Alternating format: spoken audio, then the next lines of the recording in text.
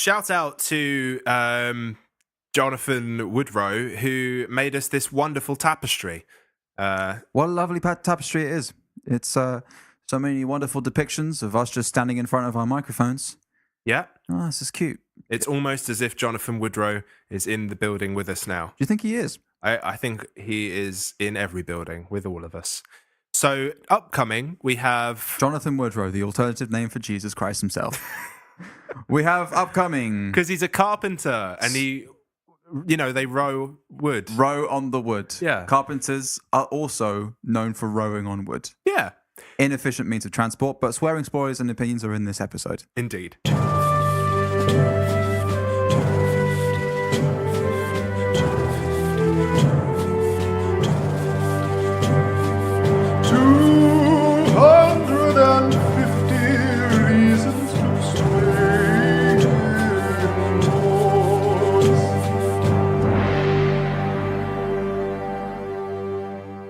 Hello and welcome to 250 Reasons to Stay Indoors. My name is Jordan. My name is Keiran. And this is the podcast where we watch the IMDb 250 films and say stuff about them.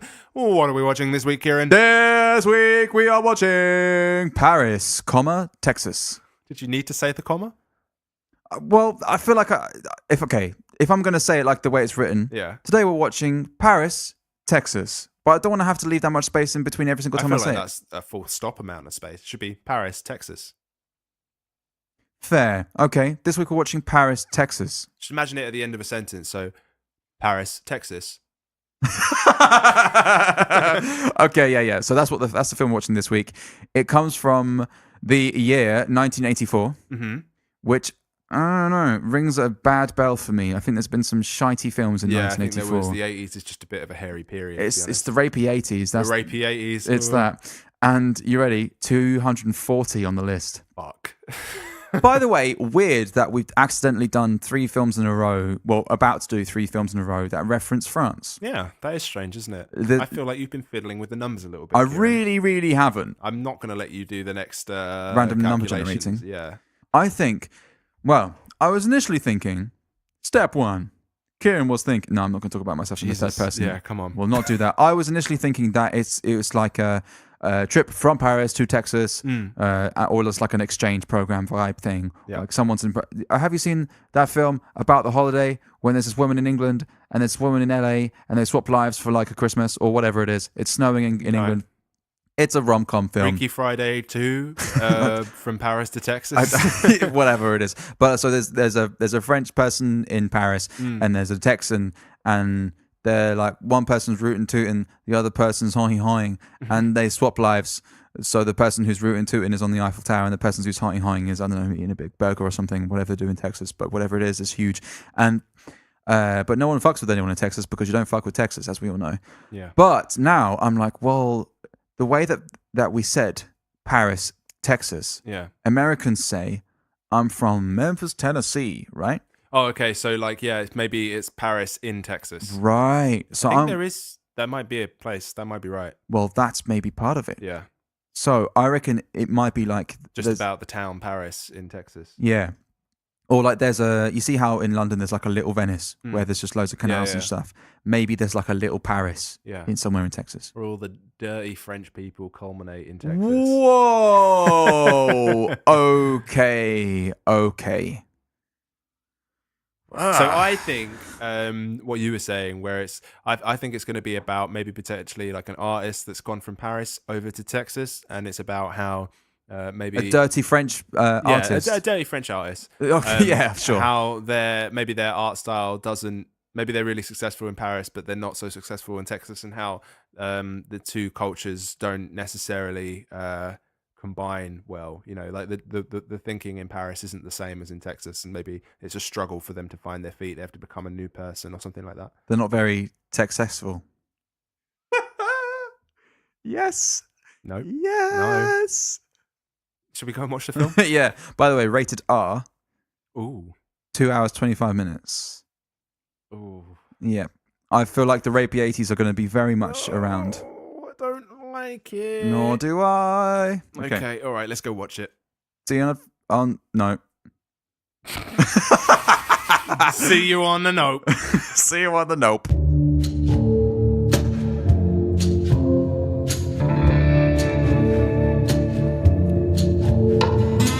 back with a couple of fast thoughts. Paris, Desert. Texas, America. Dad, Dad. what? 2 dads. Mum, Real mum. retro arcade games, Talking with ladies in rooms. driving, Across America. concerned brothers, Couple burgers. French wife, Overly French wife. I think. hunter. And I'm going to say my last one, but you can rattle off a few more if you want to. My last one is going to be L.A. in a plane. Okay, I'll finish off with advertising. Very nice. Nice. Okay, so are you ready with your 15-second pitch? I reckon so, yeah. Believe it or not, I actually have my timer ready this time. Holy shit balls. Okay, here we go. 3, 2, 1, go. A dude disappears. His brother finds him 4 years later in the middle of the desert. He goes back and he finds his son.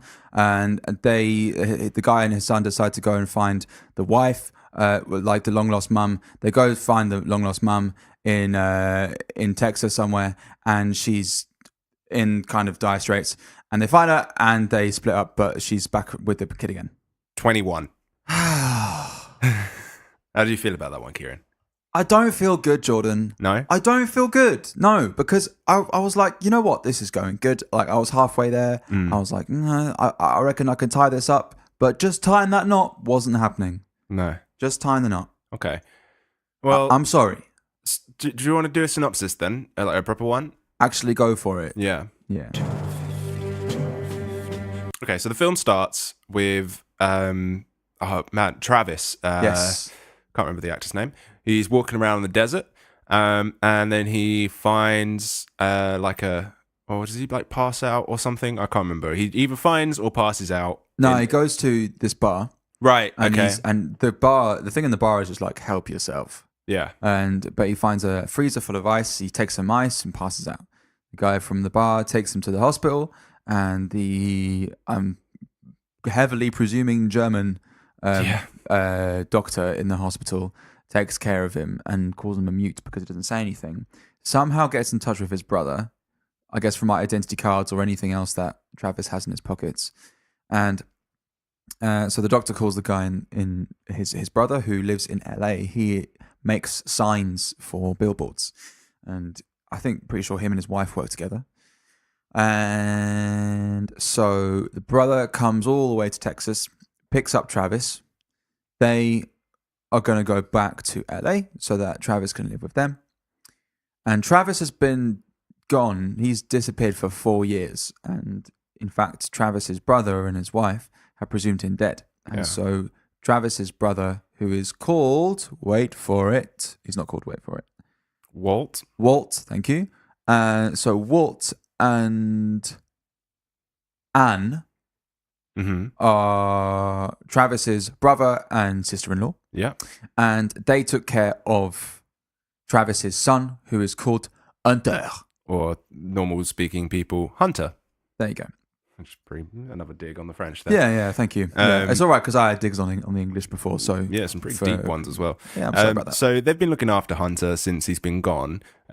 We find out that someone dropped Hunter off. I think Hunter's 8 at this point, so by the way, 4. Sorry, can we do some more sound effects? Because this is just like an original synopsis that we used to do back in the day.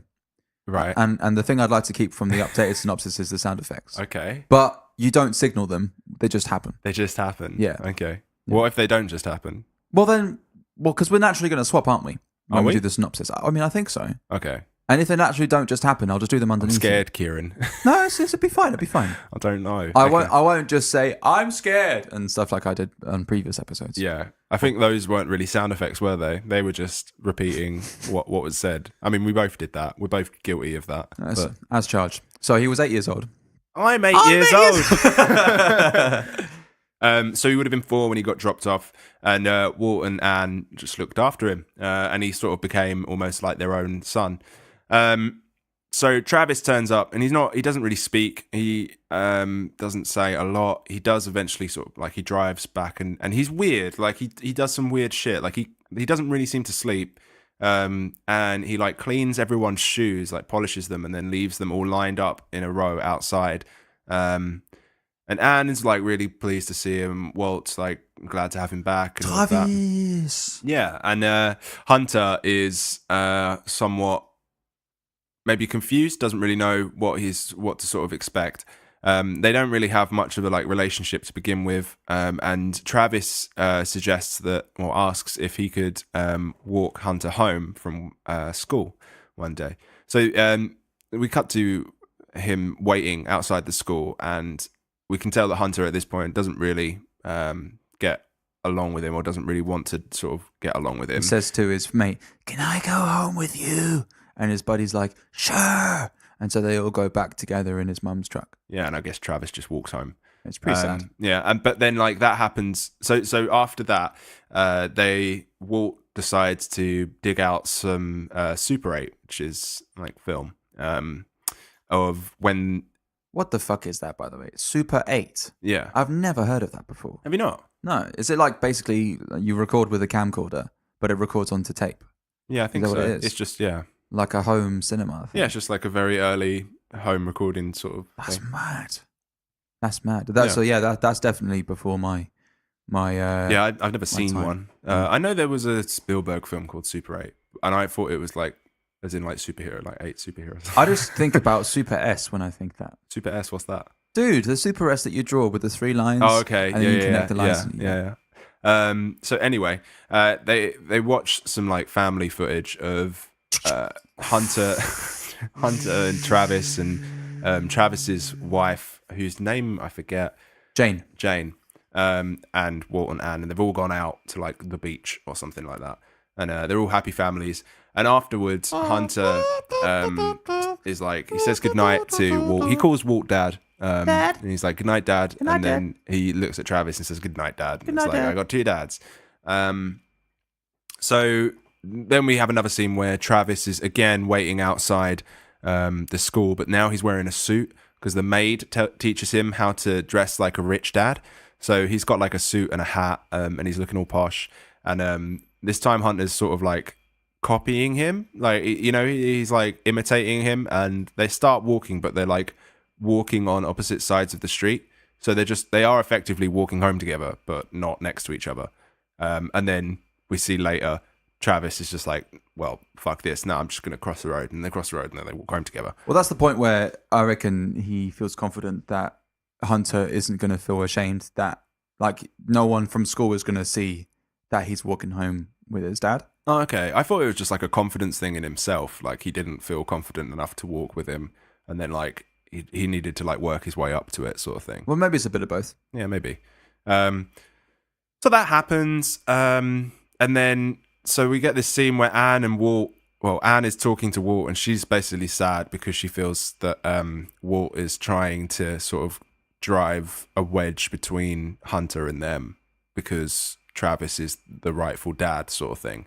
But Walt's what the fuck do you on about? It is his real dad. Yeah, and but Anne's sort of quite attached to Hunter now, so fair enough. Yeah, so Anne kind of tries to convince Travis to leave in a way, I think, by telling him that she's been in contact with Jane. She hasn't told anyone about this. She hasn't told Hunter I haven't or Walt. even told Walt that in the beginning, when I'm trying to do it. Yeah. In the beginning, Jane used to call the house and she would ask about Hunter and ask where he was and how he was. Yeah. And can you be Travis? Did she ever ask about me? Did she ever ask about me? No. She only ever asked about Hunter. And then, after a while, she asked if I could set up a bank account in LA. And the 5th of every month, she goes to the bank and she wires money. Sometimes $50, sometimes $100, sometimes $5. Where was the bank? I have the address. I can write it down for you. Okay. There you go. So yeah, basically she gives him the address. And he's like, I'm going to go. But he also finds Hunter and is like, I'm going to go find your mum. And Hunter's like, sounds cool with me, dog. I want to come along. And he's like, are you sure? And he's like, yeah, bro, no worries. So he jumps in the car and Travis just takes Hunter and they go to, where is it? They get supplies, first of all. They do get supplies. and which includes the walkie-talkies. Which includes the walkie-talkies, yes. But they go to, is it Austin? Maybe. Austin, Houston. Houston, because that's where the space center is. Yes. Side note: Hunter really likes space and things like that. Yeah. So he tells Travis, his dad, a bunch of spacey facts on the way. Yeah. And so Travis is like, "That's interesting." it is. Yeah. There you go. And I was like, "Oh, he's clever." Yeah. Anything else? That's all. Okay. Go on. So then, basically, they stake out the bank. Stake me out tonight. I don't want to let you go till we catch this guy. Oh yeah. Reference to Brooklyn Nine-Nine. Yeah. Thank I you. got it. Thank you. Not until the end though. Oh, okay. Just thinking about that now. Yeah, so they're in the bank and they're staking. You're right there, Jordan. They're staking out the bank, and so Hunter is sitting on a wall. That's just it's one of those drive-in banks. I've never seen one of these before. What the fuck? Yeah, drive-through bank. America, sort your shit out. Not everything has to be done in the fucking car. Exactly. Come on. Jesus. Yeah. Who is that busy? Like, you know, just take a moment. I know. It's just Speak silly. to a person. Like, you know, maybe take your banker out for lunch. Maybe. I don't know. I was in the bank the other day, and they're usually quite good in my local bank, but like, they're usually quite friendly. But the person I had the other day was like really stern. Yeah. And I was like, Well, that's kind of what I would imagine from most bankers. Yeah, which is fine, but I do like a smile. Like, I like them to tell me this is the deal and this is what you should do now and blah, blah, blah. But then also be like, have a lovely day. But I had to say, have a nice rest of your day. And they were like, yeah, you too. Have a nice rest of your day. Yeah, I sometimes say that. Can you not work out what the rest of the day is? Like, have a nice evening or have a nice... It kind of takes... Shit, yeah, no. What do you do if it's the afternoon? Because you don't say have a nice afternoon because then, like, That's what what I'm about the saying. evening? Exactly. Have a nice afternoon and evening. No, that's long. Have a nice rest of your day. Enjoy the rest of your day. That's the one. Not have a nice... There's a little thing that came up when we were at uni that happened when I was... this is a quick anecdote. Yeah. When I was in Sainsbury's one time, in second year, I think, there was... the year was 2 BC. Second year. Well, no, it would be 2 AD, wouldn't it? After Dominus? Is that what it is? Anno Domini, that's what it is. Am I Domino? You are Domino. And so I was in Sainsbury's in the year I'm I Domino, and there was a girl from the songwriting course, and I kind of fancied her a bit. And she, I don't know, was getting a meal deal or something. I was getting my meal deal. This is a great story about meal deals. And we just had a really quick conversation about, oh, hey, how's it going? How are you? Blah, blah, blah. And I kept doing this thing where I didn't know how to finish a conversation. So I said, have a week. and that became a thing from then on. You wouldn't be a very good salesman, would you? Can't do the close. Yeah. I think so. Because I got some salesman techers like up until that point. Yeah? But I think it would be like right when I'm there with the chip and pin device, I'd be like, I just can't work the machine. I just can't take the payment. You'll just have to go home. You'll just have to take it. Yeah, Please get out of my shop. I can't do this anymore. Just please take everything. I don't want this. I can't do it. Reverse salesman is yeah. You get so much business though, because everyone would come to your shop. I mean, you wouldn't make any money, but I just need a closer. Closer. Can you close? No. Oh, okay. God, no. Okay. We need someone with a lot more conviction than us to finish the deal. Yeah. Because I can lead all the way up to that point and I can make them feel like they're doing a really good decision for themselves and everything. But then it's just the point where they're going to seal. If they come to me and they're like, yeah, now shake your hand. I'll be like, I don't know, because this other thing, you know? Yeah. See, my brief time in sales was pathetically. I know that the person doesn't need this thing. I'm like, I can't do it to you, man. You don't need it. Because when it comes to like the whole, you know, like, oh, sell me this pen, you know. Yeah, I got that. You know, I actually in my interview really for listeners, I was briefly in recruitment, and which you hated, which I hated, and I actually got in my interview, sell me this pen. No way. How did you get on? You know, it's I think it's in Wolf of Wall Street. Have you seen that? You know, and he does that, doesn't he? Yeah, I think so. And the guy's like, can you write me down your number or something like that? Or write me something. That's how he sells the pen. He's like, hey, I don't know. He's like, write me a thing. Well, basically, I did that, and it didn't work. And it was just, and she was just like, okay, now sell me the pen. It's like, you were just like mic drop already. Okay, yeah, I guess I'll just pick that mic back up. So plain food, am I right? Yeah. Anyway, so they are staking out the car at the drive-through bank. They find that the car is red, and they follow the car. Bum bum bum bum bum bum bum bum bum. Yep, and they trace the car back to this place that's basically like a peep show place. So the guy Travis walks in. He goes through to like the door where all the ladies are, and it's not. Come on, ladies, come on. And he sees the back of Jane, and I think he figures it out that that's Jane just from the back of her, even though he hasn't seen her in 4 years or whatever. But then he goes down to the actual bit, and he goes into like the little peep show room, asks for Jane's description, and a woman comes through that isn't Jane, and he's like, no, the other one. And then she comes through, and he like sort of grills her because he thinks that she's like sleeping around and stuff like that. There's a two-way mirror thing. Yeah, so like she can't see who one way window, whatever speaking. It is. Yeah. She the point of this room is like the women can't see who's speaking, but they talk, and the guys can see everything or whatever. So he does that, and he's like kind of disheartened and shit, and just leaves. After the peep show, Travis is like, fuck this, I'm really, really sad about what happened. Hunter's all like, was mum there? And Travis nods, and that's kind of it, really. Right. So end of film. No. So that's it. That's it in terms of the conversation. But clearly, Travis is upset. So he goes to a bar, drinks tequila or whatever it is, and he's drinking like beer and then like a clear chaser. Yeah, it's no weird. Good. It's you don't no need good. a chaser for beer. It's unless it is alcoholic, in which case maybe just drink that. Maybe that's what they did when he was away for 4 years. He was in Mexico. Right. Okay. So anyway, yeah. So he gets really drunk, and him and Hunter end up finding some random place next to a laundrette. It looked like to me to sleep, and it wasn't very nice. There's like a weird scene where he's saying, "Oh, I wouldn't take a fancy woman here," and Hunter's like, "What's a fancy woman? Your mum wasn't a fancy woman," or whatever else, and that was a bit strange.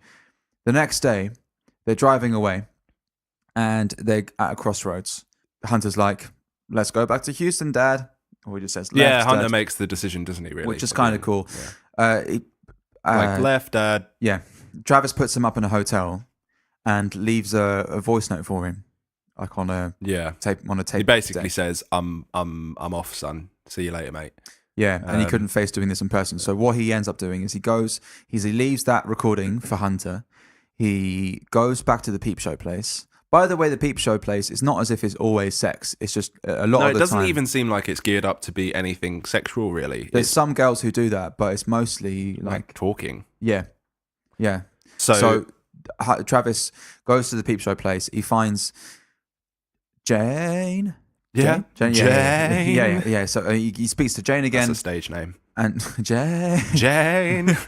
Otherwise known as Jane. Yeah. And he tells this story about this person, and it was basically his life story and their interaction. Mm-hmm. So trying to quickly sum up, the deal is, starts off, the relationship's all good. They're having a great time. They're laughing.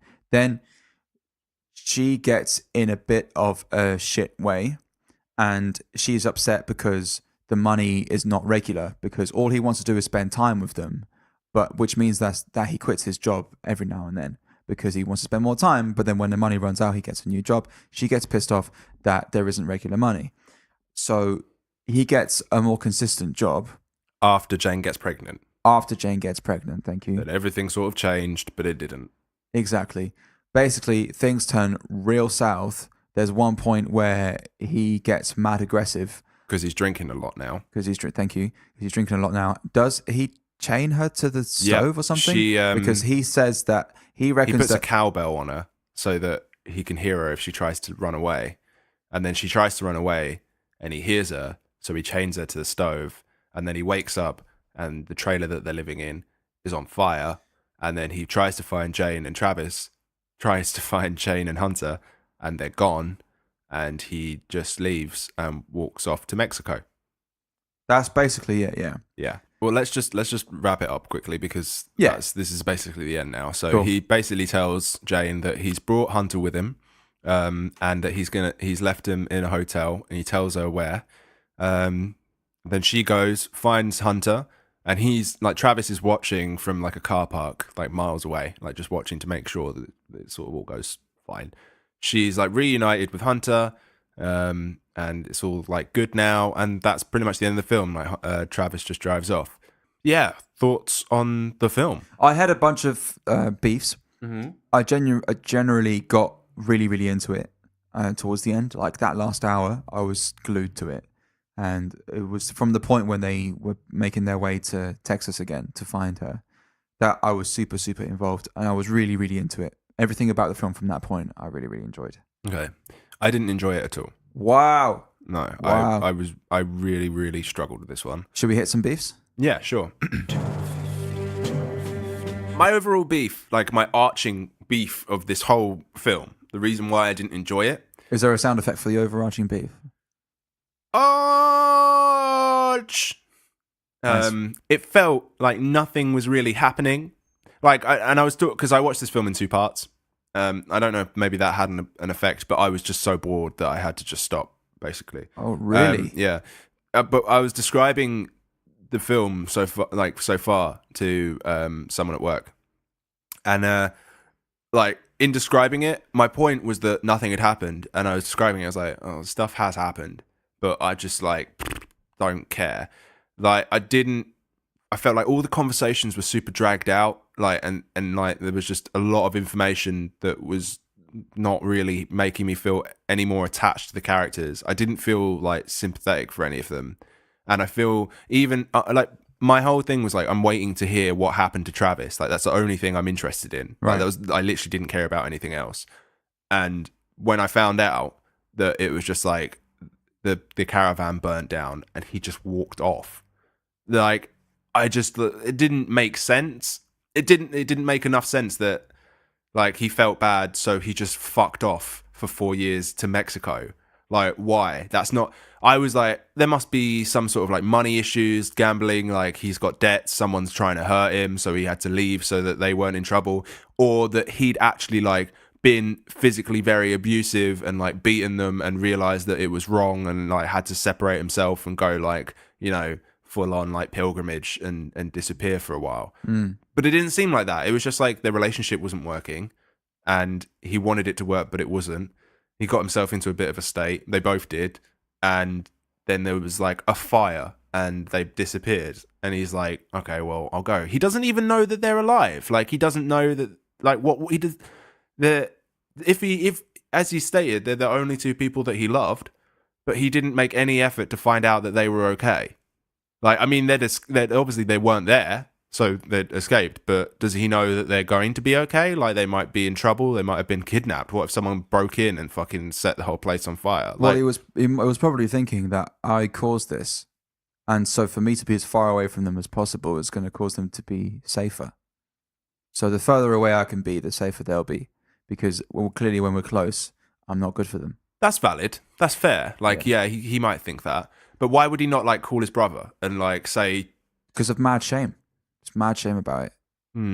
And so I think he's also got some kind of learning dysfunction as well. I reckon. Because, or like some kind of social vibe. Some social vibe. Him with people, making friends and being nice. Right. He doesn't get it all. Yeah. That's what I'm saying. Yeah. So it's just like a bit autistic, basically. Yeah, I reckon he's a bit autistic. Okay. So I reckon that impacts the way that he reacts when shit goes down, basically. Yeah. And when he kind of takes it as his own fault, or when the way he deals with shame. And people do that. Like they block things out of their minds when bad things happen. Yeah. And they disappear. Like, so he doesn't remember so much stuff. But it's not that bad. What do you mean it's not that bad? It's not that bad. It is that bad. Why is he like... Because the love of his life and his son left him because he wasn't a good person. His place was on fire. That's the depths it had to go he had to experience being in a fire and then running away from that. Then realizing that they left him. They might have even set the place on fire just because they were like, "You're so fucking terrible. We're out of here." There must be something wrong with me because I physically cannot comprehend why your response to that would be to walk off and disappear. Well, maybe this just tells. Okay, we have very different family backgrounds, right? Yeah. And so for me, I get it because it happened with me. Right. But your parents have always been together, right? Right. And so when shit happens, some people just fuck off because they're like, I either it's a selfish move because they need to get their own space and they need to like understand more about themselves, but also they might be justifying it by thinking clearly they're not doing well with me around, so they're going to thrive without me, and then they're really really ashamed, and so they're trying to find another place to get help from somewhere else. Maybe, it was like, maybe I could just restart somewhere else, or I want to go somewhere where no one knows me, so that I don't have this baggage with me the whole time. Right, but so if Jane's able to like send money for Hunter, why does he not make any effort to like send money back or anything like that? Why is he suddenly, if he's that concerned about them, like their like welfare, obviously him being around is not beneficial. Why is he not also like trying to do what he can to provide for them whilst not being in their lives in the same sort of way? I got the impression that when things got real, as in when the shit really hit the fan, and then he walked away to Mexico, that's when he was started his amnesia, where he started this really long. Is amnesia the right term? I just want to make sure I'm using the right term. Well, yeah, I guess. But it's more like just repressed memories. So he's repressing loads and loads of stuff, and it just gets really, really, really, really, really deep until things are provoked that allow him to remember them again, and so he's rekindled with his emotions. Because he's kind of like a potato walking when he's in the desert, isn't he? Yeah. Like he's a dried up potato. He's basically a crisp, and he's walking through the desert, and he doesn't know what he's doing. He's kind of like he's endlessly walking so he can end up in Paris, Texas. By the way, let's just give you the names of the film. Yeah, so that's we'll come back to it. We'll come back to it, Jordan. We'll come back to it. But so he doesn't actually ever acknowledge how much he would want to help out Hunter and Anne and Jane, because he's instantly like wiped it from his memory, or he's blocked it and all that stuff, and he's only rekindled with it when he's back with his family. Right. And he's back with his brother, and he sees his son again, and he starts remembering shit, and he starts remembering his emotions, and he watches the film, and he's like, oh yeah, I used to fucking love that woman, and he's still in love with her. But the thing is, I don't think he'd forgotten that, because there's like bits where he's like, where Walt is like, are you ready to tell me? And he's like, no, I'm not ready to tell you yet. And that's literally when he's just picked him up from the desert. So it's not like he's forgotten it. He's not really repressed it. He's just ignoring it. Do you not think the Paris, Texas thing is part of... I felt like at that point in the film, he would have said, I'm out here in the desert because I'm walking to Paris, Texas to find my plot of land. So, to quickly explain it, he, at some point during his 4 years, he bought a plot of land in Paris, Texas, because that is... So it's nothing to do with Paris in France. There's a place called Paris in Texas. And so... at some point during Travis's childhood, his dad said to him, your mum and I, we first banged when we were in Paris, Texas, and that's where you were conceived. So he's trying to get back to where he began. Yeah, so he can build a house and whatever else. That's the idea. Right. He's walking back there because for some reason that makes sense to him. So I feel like if he can go back there, he can restart. Yeah. He can restart everything and build up anew. Yeah. I feel like there's some beauty in that. Do you know what I'm saying? I suppose of all the things, maybe I can get behind that a little bit. I feel like a lot of I can see how this makes absolutely no sense to you. I can see how this can make absolutely no sense to you or to anyone else who's like not seen that side of either families or like relationships. Well, I don't think that's fair. I don't think it's fair to say that just because I haven't come from a family that's had that sort of situation that I wouldn't be able to understand it. But would you not be able to? Well, so I don't understand. Because then, so you're saying that anyone that comes from a traditional nuclear family wouldn't understand this film? Okay. No, okay. Because the film was quite revered for some reason.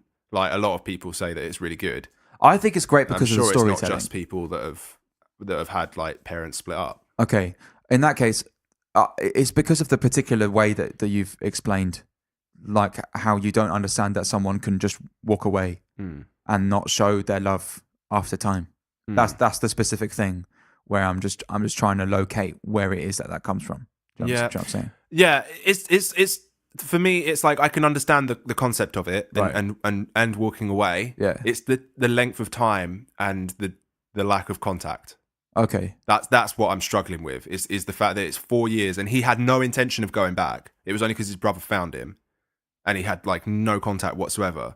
But he still clearly sort of remembered it and wanted to have a relationship with Hunter once he got back. Yeah, once he got back. Yeah, once he was reminded of everything. Yeah, I suppose. For me, the reason why I liked it so much was because the storytelling was so good. It took a while for the story to get going for me. To understand the dynamics between the characters and to not just be annoyed with Walt for trying to push Travis the whole time and getting frustrated with him, because clearly Travis was traumatized by something or other. So Travis just needed some time. But he's had 4 years. No, he needed some time to readjust. Yeah, I guess. So I've got a bunch of beefs that are like things I can rattle off. Okay. Right at the start of the film, he drinks from this big water tank. Yeah. As in, one that you can hold. It probably carries about 5 to 10 liters, something like that. Yeah. And when he's finished the last drop, he puts it on the floor. That's the first thing I wrote down. What the fuck? Litter bug. So, no, that was not really. The littering was what bothered you. Yeah. Fucking arsehole. In the middle of the desert. I don't give a shit where you're littering. Don't litter. That's okay. My issue with it was from a survival point of view. You're walking in the desert and you've just thrown away a container. That's a very good What if point. you come across another water source? You're just going to cup it in your hands and just keep it there? But Jordan, the environment, littering. Yeah, no, you're right. That is bad.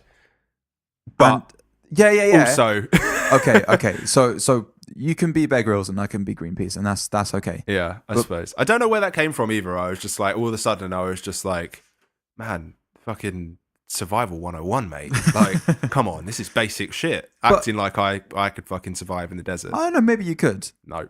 Okay. But who the fuck like does sand. live in the desert? For real. Sand dwellers. Why this is something we brought up before. Why would you live there? There is nothing there. There's nothing there. There's no fruit of the land. There were some places where there is no fruit of the land. Yeah, there were some places he was walking through where there's grass and stuff, and I was like, okay, cool, you can have cows here. This makes sense. But there's nothing going on. But there's camels. Is there? And there's Jordan? cacti. Where did you see the camels, Jordan? There were no camels in this film. There's dogs. There's foxes. I don't feel like that's scorpions, enough. snakes. Oh, what a lovely place to live. Vultures. Bare trees. That made no sense to me. How do trees get in the desert? Well, there'll be like you get like bare trees, don't you? They don't have any leaves, and they're just standing there. Well, there'll just be like one. Well, if you had, there's no. What are you doing there? How did you get there? One tree. Yeah. Well, they. Go on, Keiran, tell me. Okay. They grow over time, and I reckon those trees were always there, but you can only have one tree in like a massive plain. They were always there. They were always there, yeah. Since the dawn of time. How the fuck did the Amazonian trees get there, Jordan? They were always there, exactly. Keiran. So the tree was always there, but it stays there by having no leaves. Right. So because if it had leaves, then the sun would just dry up the leaves. That's why the leaves of the cacti are their spines. Yeah. You see? And they just have mad roots under the ground. They just go for long. Yeah? Go for long. They just go for long. Yeah. All the way until all the water way supplies. because they were always there. Because they were always there. Always there. Science 101. Okay, when they took next beef. When they took the plane from Texas to LA, they were going to get on the train on the plane, sorry. Travis was shitting himself. By the way, Travis was acting as if he'd been away for 20 years and hadn't seen any technological advancements. Yeah. Like he actually doesn't talk for 26 minutes into the film. Okay. But like he's like, oh, what the fuck is a water fountain? Like he's pressing the water fountain like he doesn't know what it is and stuff. And I'm like between 1980 and 1984, There were water There must have been water They were fountains. always there. They were always there. Exactly. So, but anyway, so he's on the plane, and I guess he must have never been on a plane before. But just before they're about to take off, Travis is starting to kick up a fuss, and he's like, "Nah, I want to get off this plane." And Walter's like, "I'm sorry." Yeah. They just get let off the plane, and somehow go down the steps that were like. They were always there. Exactly. And then they just walked from the runway to the airport. He also refers to flying as leaving the ground. Like, again, another example of him just being, like, ridiculous, as in, like, he'd been disappeared.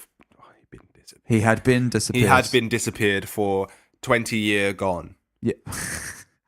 This man had been disappeared for 20 years gone. For long. For score a year, he had been gone. For score year gone, he had. Yeah. Because a score is 20 of something. It is. Fun fact for anyone who didn't know. Parents, if you're going to argue, do it away from your kids. When are they? Oh, but they're just thin walls, isn't it? They didn't know that. But you could hear. Yeah, but you know.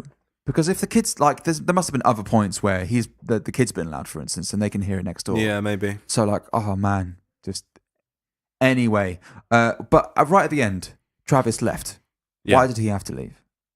That was my main beef from the film, is that he still left at the end. He has no arc. He just goes and he's this, and then he talks again, and then he finds his wife, and then he's back to square one. Nothing happened. He doesn't improve. The film could just start again. That's the sadness of this film, though, Jordan. That's the sadness. But he fuck off. But he connects Hunter and his mum, and that's beautiful, Jordan. So that should be his redemption, and it is. But he just fucks off again. Yeah, that's not. I know it's not good. And she doesn't even want him to fuck off. So I don't know why. And Hunter doesn't want him to fuck off. I don't know he just why. fucks off, so he's just fucked it again. He redeems himself by bringing them together, and then he fucks off, and he's fucked it again. I don't know why he fucks it again, Jordan. I'm sorry, but that's out of all of it, that was annoying to me. But if you're happy to go into bits and bobs now, well, I've got one more beef, and that is just that he left Hunter in that room, just and waited. Yeah, waited. There isn't another word for it. He woke for Jane to come. It's not nearly as bad as when he left him in the car. Yeah, but how does he not know Hunter's just going to fuck off? Because he's waiting for his mum. But does he know that? He doesn't say that he's bringing his mum. There were loads of points where he was trusting Hunter not to just fuck off or be kidnapped in the middle of an outdoor bank. Also just taking him out of school, like just essentially kidnapping his own son.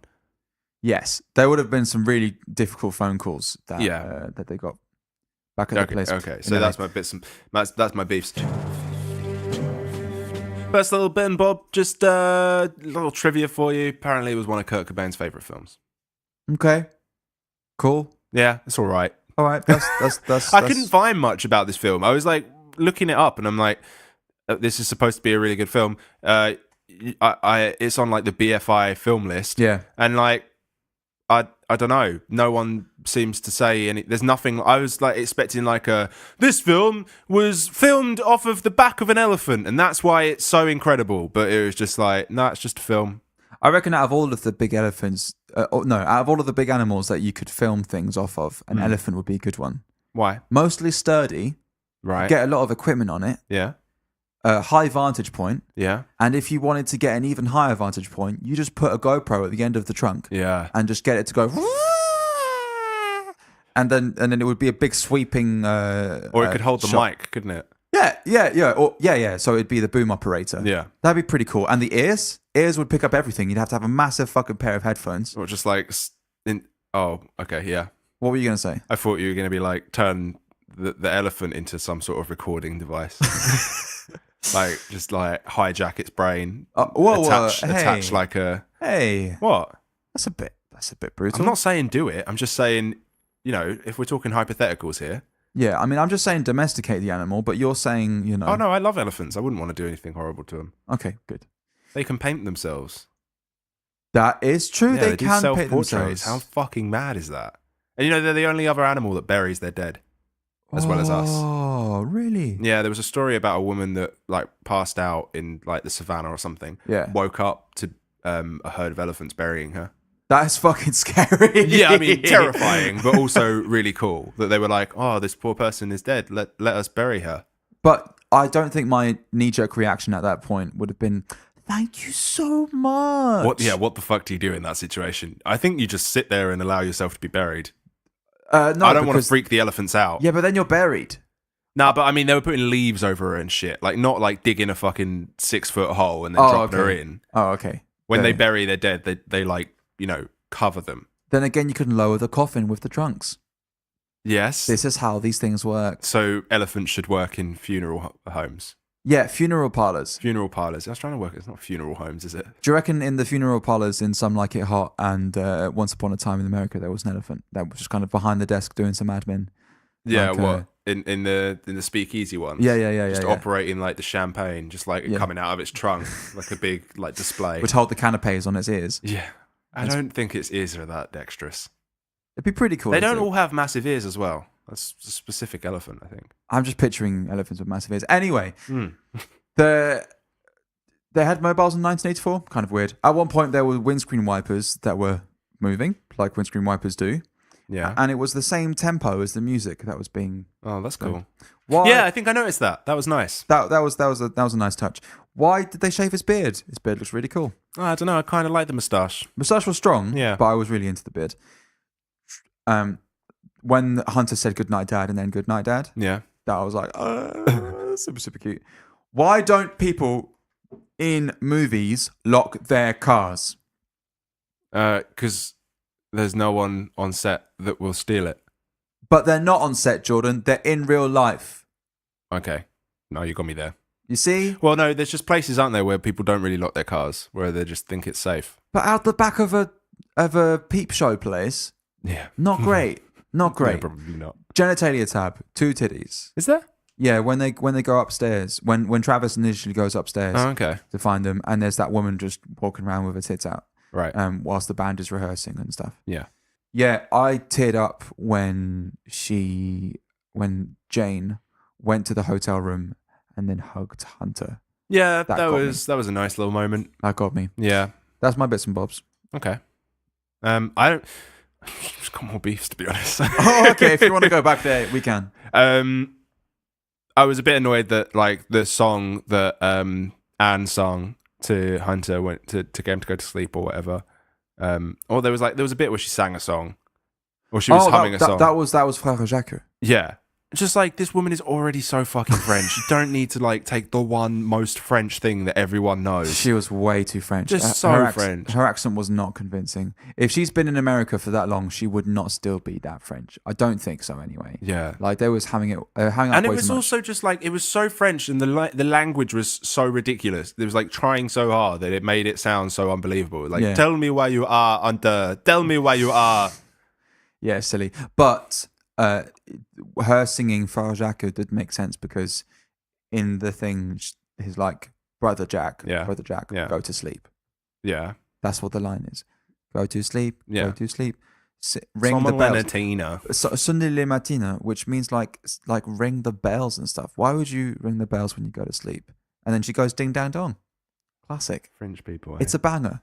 It's a banger. It's a fucking banger. Floor filler, mate. Exactly. Everyone comes out. Are you ready for a Jack? Okay, who would you?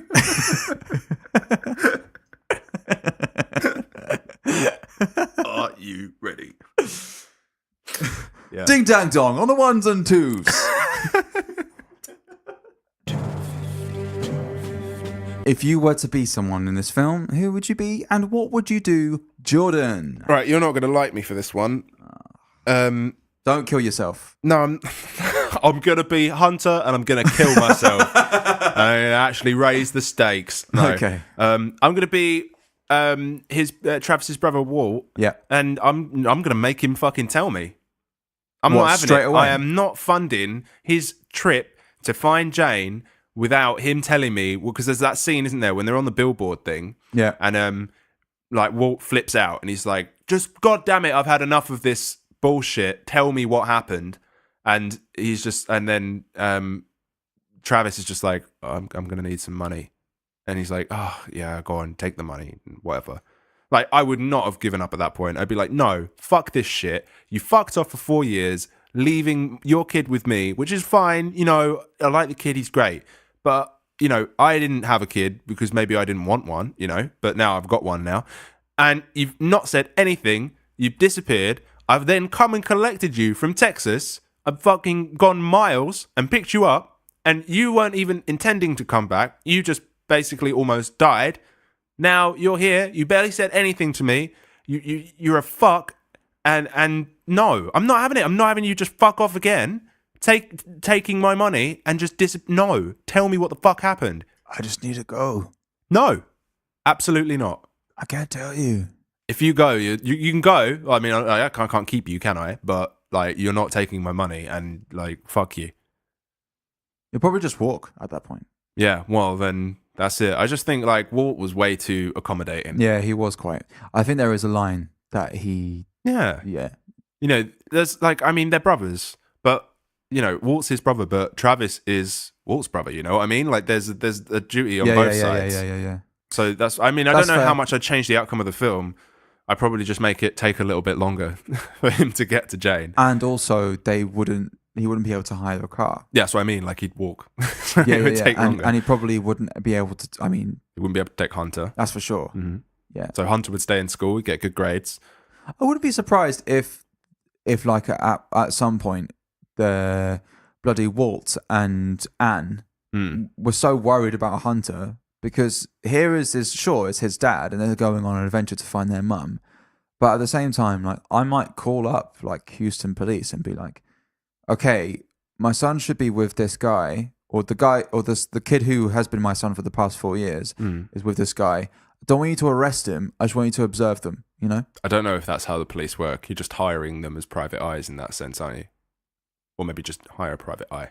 Maybe, yeah, because it looks like they got some money. They're living in the suburbs and stuff. So I reckon they might be able to hire a private investigator just to kind of make sure that no bad shit's happening. You know, and you know the private investigator might have just gone there with a secret key and just locked the doors of the truck when Thingy goes inside. Yeah, just to put a little bit of safety in there every now and then. You know? Yeah. Make sure that he's got his seatbelt on and stuff like that. Yeah. Because he didn't have his seatbelt on. He was in the back of the truck a lot of the time. Madness. And they were walkie-talking. walkie-talking. There we go. That's the word. I would bring in.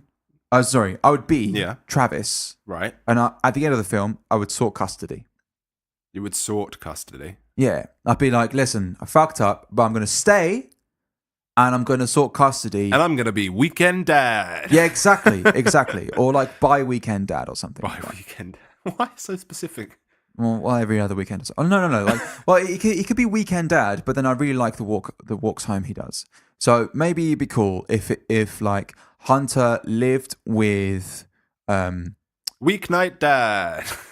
Yeah, I know what it is, like, or what it should be, or what to recommend. But it's not just like two-way. It's not just between Jane and Travis. I think it should also be between Walt and Anne as well. Right. So Walt and Anne, Travis and Jane. Right.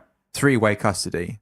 Be really difficult. Well, presumably, like, Hunter's been brought up in this area and is like now going to school there and stuff like that. It would make more sense for him to stay at that house, you know, like where, or like, at least in that area.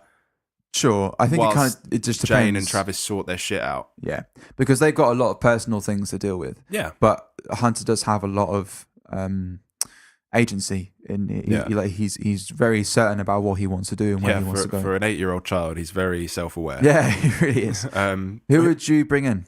It's kind of like not necessarily a specific person. It could be a number of people. Okay. But what I would, well, essentially, like, think back to Once Upon a Time in America. I just add some sort of crime influence into the film. Why would you do that? Because what I want is for that to be the reason why Travis left, because he's been drinking and gets into gambling and then has a debt. As I said earlier, like, I want that to be the reason, because I feel like that makes more sense. He can still have the same reason, like he wants to leave because he's put them in danger, right. You know, like, it's still the same thing, but for me that feels more believable than he just was shitty. Like, there's an actual real sense of danger. Like, you know, Dude, abuse is a real sense no, of danger. I know. I'm not saying that it isn't. But what I mean is, like, as in, like, an immediate threat on their lives, as in someone else out of his control is going to come and shoot them. Oh, okay. You know, like, he owes this guy money, and Fucking he's hell. and like, their family isn't safe whilst he's around, so he has to disappear. Okay. Yeah.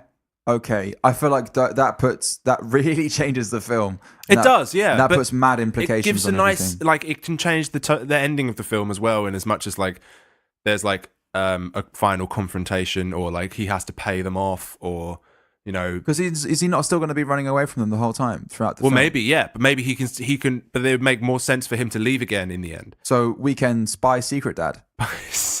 Spy Dad. Yeah. Spy Dad. Spy Dad would be a great dad. Spy Dad. We should make that film.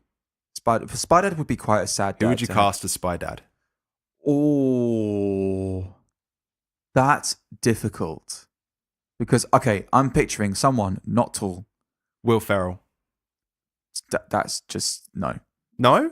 No! Spy Dad is definitely a comedy. No. Oh, okay. Well, okay. Even if Spy Dad was a comedy, I would want the... Okay, Will Ferrell is the dad in he's the weekday dad. So in the same way that whatever that film... Daddy's Home, yeah. The same way that he's the weekday dad. Yeah. Spy Dad is the weekend dad. Right. And like they go and do kayaking and stuff. So who's Spy Dad? So then? who? Fucking hell. David Tennant.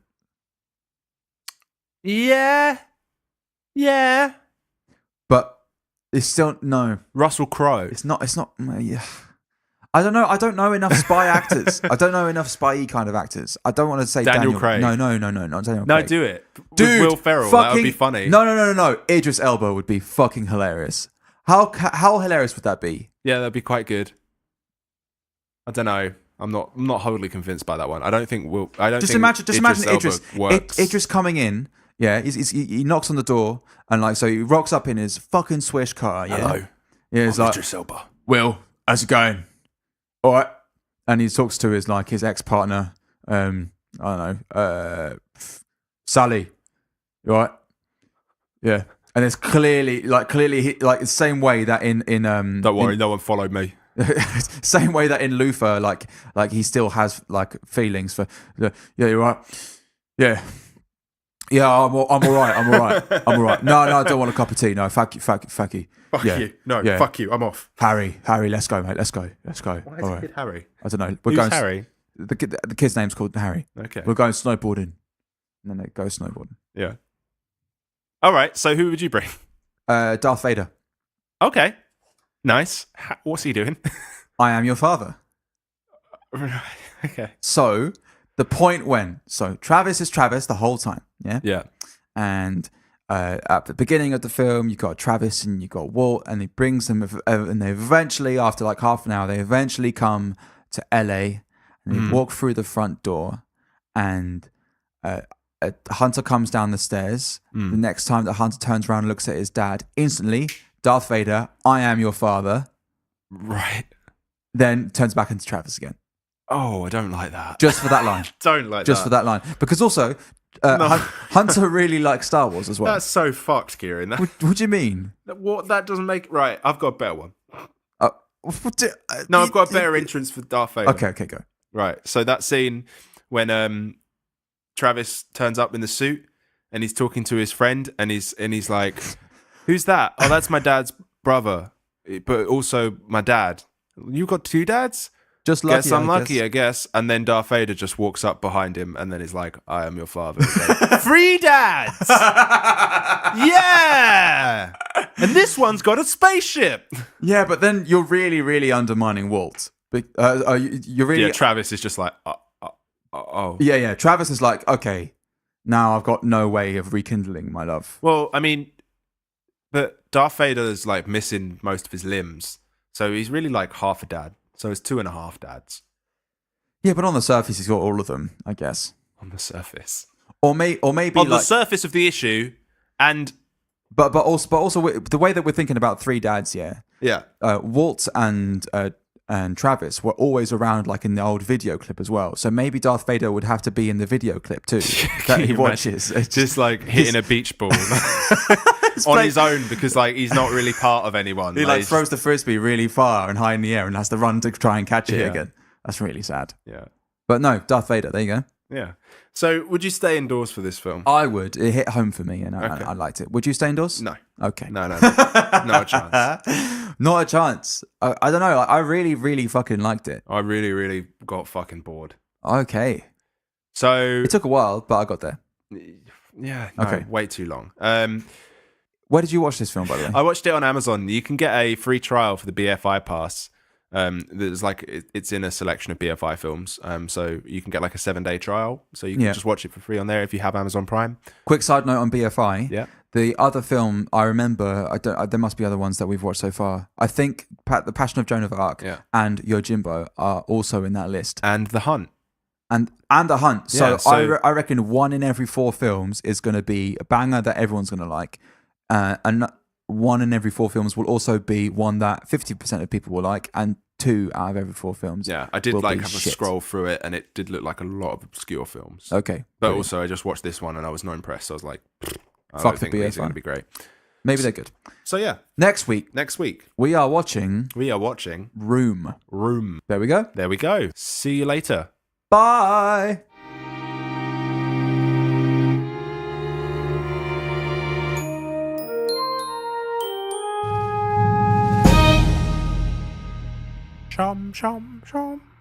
If you really like this episode and Jordan's lovely singing, then you may want to revisit the episode that the shum singing comes from. And that episode is Once Upon a Time. Once Upon a Time in America, which is in the feed on the pod listener catcher thing that you're subscribed to right now. So check out previous episodes on Apple Podcasts, Podbean, Stitcher, Spotify, YouTube, and other places too. Anywhere you get your podcasts. You can also get in touch on social media at 250 Reasons, Twitter, Facebook, Instagram, and send your 15-second pitch to 250reasons@gmail.com. Yes, I can boogie. So yeah, go have do a good those day things and do those things. Bye now. Bye.